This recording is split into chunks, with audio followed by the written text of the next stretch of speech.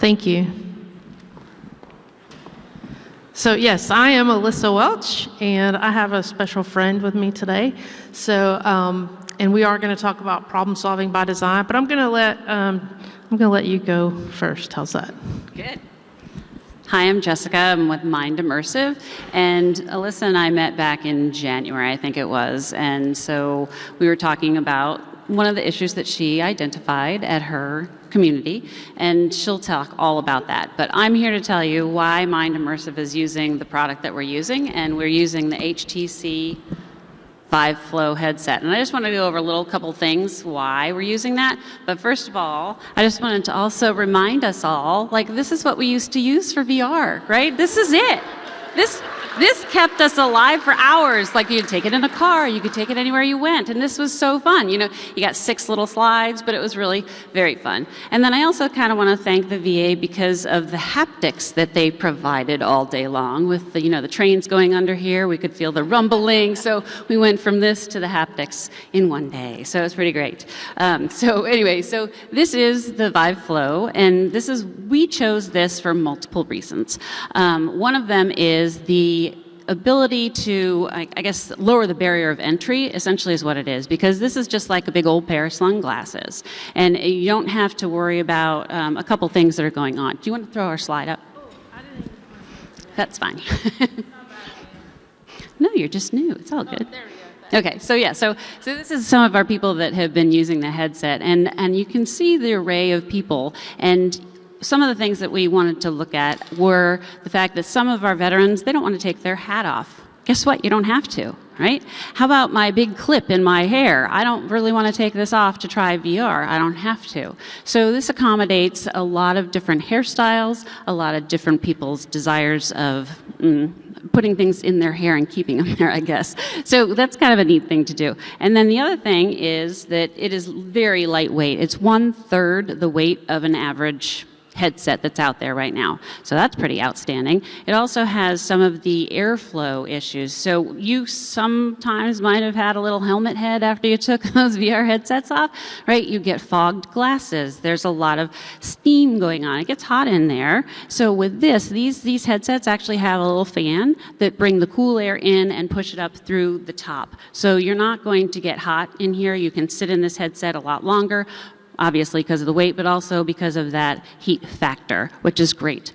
So also, we can take this face gasket off, right? So this face gasket can be removed because not every veteran wants to be fully engulfed, not fully immersed. For whatever reason it is, it's their choice. Now we get to have agency, right? That's the biggest thing for veterans, making sure that this product fits all of them. So you can take this off and you can still have virtual reality experience without being fully immersed. So that's basically the reasons that we chose this headset. It was a big leap, right? There we had to do a lot of development because this headset was actually made for gamers. But we did it. We're happy we did it, and I think there's just a lot of great things that come from it. Taking my picture.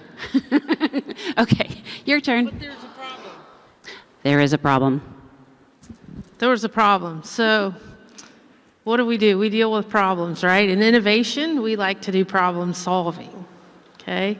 And so when we think about problem solving, we think about the design thinking process, right? And do you mind holding that? I do not. Okay. So what was the problem? Well, it's a really, according to her, a great headset. I'm pretty headset agnostic. I am not a virtual reality expert, but I do happen to work with one. And so we have several headsets at our facility that Dr. Rumsey has brought and that we get to engage with. And so one of the things that she brought to my attention was that we have this awesome headset and it has some software on it that could be useful to our veterans, but the face gasket, it's not easy to disinfect. And what does the VA care about a lot? Because we're a healthcare facility? Cooties, right? Nobody wants to spread cooties around. So we have a great product or a great thing that could be beneficial for our veterans, but we have a problem. And so we're going to go through problem solving, right? So we want to understand the problem, okay? So who has the problem? Is it a problem I have? Is it a problem that everybody has? Or is it just unique to the VA? So some of the things are unique to the VA, right? I'm not sure at home use, everybody's going to be really concerned on whether you can throw your face gasket into a clean box and it come out pristine, or if they can, wipe it off with a cavi wipe and it'll be, I'm sorry, I'm not a nurse, but I like using the word cooties. So it can be cootie free, right? Yeah. So if you're using it at home, that's not as important to you.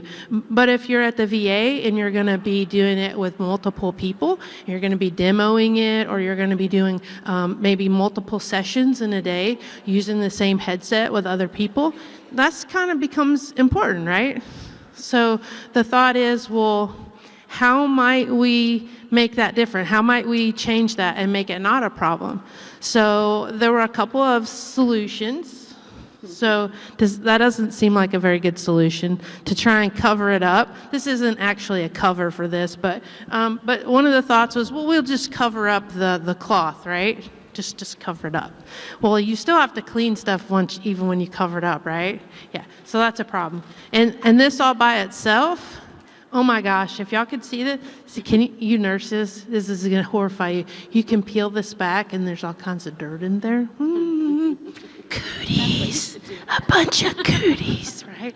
So you have to think about what it is you're trying to solve. What do you want to accomplish? So my thought was, well, why can't we just 3D print something? Because, well, that's right up my alley, right? So that's kind of where we went. So having to think about ease of use, ability to clean it. So if you've never done any kind of prototyping, that's kind of I'm kind of skipping ahead, sorry, but I even have it right here in front of me, see? So we define our problem, okay? Cooties. What are some solutions, right? So we think about how we're going to solve the problem, and there were some solutions. Okay, even the company that makes the headset came out with a quote cleanable, not just the silicone one, but then they came out with one that was kind of cushioned, and they were like, oh, you can wipe this cushion off, right? Well, it was only leather-ish or pleather right here on your face. Guess what the rest of it was made out of? Cloth. Yeah, same problem. Yeah. So we looked and to see if there were solutions, and so then you want to click the go ahead button? Sure. I'm gonna skip just a little bit. So ideate. You think about how can you solve this problem. And this picture is from a prototyping class that we did at CAVHS. Megan and I and one of our INET leaders came and we did a prototyping class. And so you think about what are some ways I can solve this problem, right? We used pipe cleaners, markers, juice boxes, we just all kinds of Legos, you name it. And let people think about what's an issue you face all the time, how might you overcome that issue, and let's think about a solution to it, right? It kind of gets people's juices flowing, right?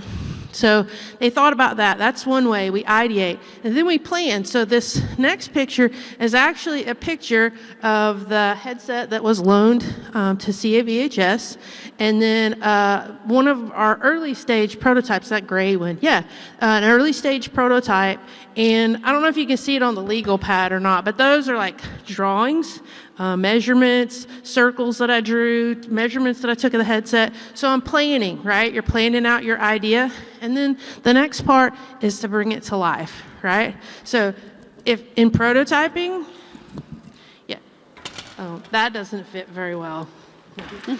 That didn't fit the headset very well. The nose wasn't just right. Oh, definitely the nose was right. Look, pinch your nose off, right? So even before we even got started with some of these other prototypes, right? So prototyping and figuring out the solution isn't always a one-shot deal, right? So this whole 1 gallon size bag, show that one. That one's funny looking. So yeah, we even went with funny shapes, right? Oh, this would be, that'll fit that'd be perfect, right? Yeah, no. So just one of the things that goes through your mind with prototyping. You want to go to the next one? So I threw all these things on the floor. I'll pick them up in just a second. But, so what we came up with, and I guess was in the picture before, so I probably shouldn't have advanced it just quite yet. But, under build, if you'll see, there's 4 prototypes there, 1, 2, 3, and 4. Those are actually sitting out, and some of you may have already seen them, and if you have, you're awesome, and I truly, truly appreciate you. If you haven't seen them yet, we would genuinely appreciate if you would head over to the MindVR immersive table and give them a try. So what else do you need when you're making something? You need input from users, right? Okay? You can't make something and make it well or make it with a design process in mind if you're not including the end users. Right? So you guys are end users, our veterans are end users, our clinicians are end users. And so we want that feedback from you guys because we want to come up with our next iteration or our next new prototype, right? Until we get it maybe not perfect, but till we get it close, right? So our hope is that in a collaboration with MindVR Immersive, that we're going to continue a partnership with them to reach out with their beneficial software, and they're going to continue using this headset because there's a more cool one, an even cooler one coming out. More cool is not appropriate grammarly, but there's going to be one coming out that's even more awesome, and so why not already have in place that mechanism where we can use those with our veterans, we can do demos with them, and we can easily clean and not share the one thing you're not supposed to share. You can share lots of things, but you don't share cooties. Okay? No cooties. So now we can go to the very last one because I think all that one does is remind you, to go and check it out. And please give us your feedback so that we can make a better solution. So thank you.